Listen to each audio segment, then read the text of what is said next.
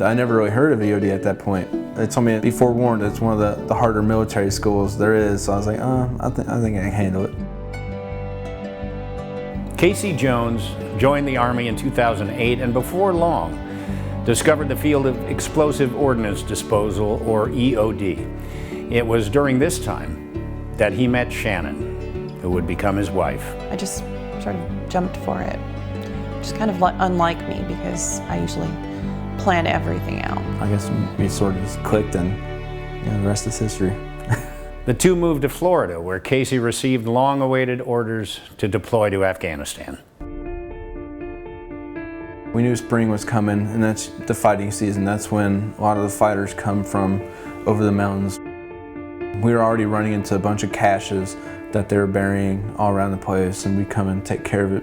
On May 16, 2013, Casey and his team were clearing a compound near Kandahar when Casey stepped on an IED.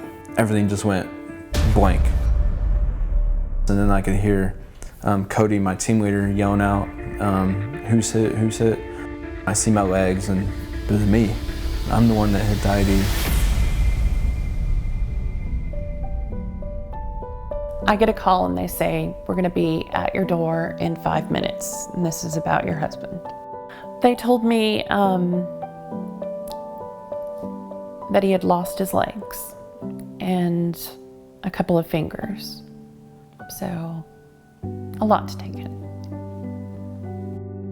With Shannon by his side, Casey began the 2.5-year process of rehabilitation. I knew Casey was going to be more like a pick yourself up by your bootstraps kind of person and just charge ahead. He took to prosthetics like he'd been wearing them his entire life.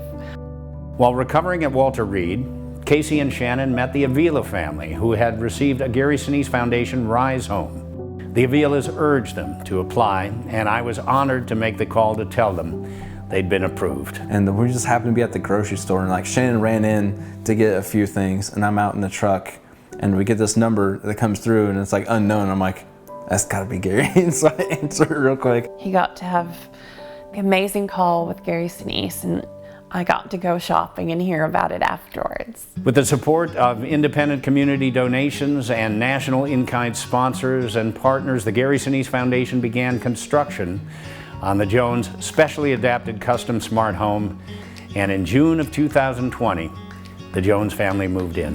It was amazing the turnout we had, even with the whole COVID restrictions and all that.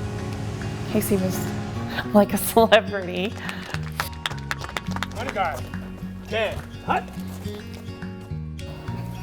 I came in, I was just speechless. I was really floored.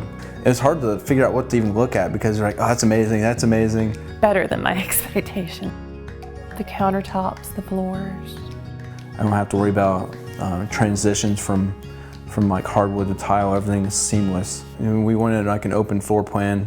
Just have like big windows so we could see the mountains, the views, and all that. All of the kitchen appliances are set up for him. I have access for my legs to go underneath the sink and underneath the stove.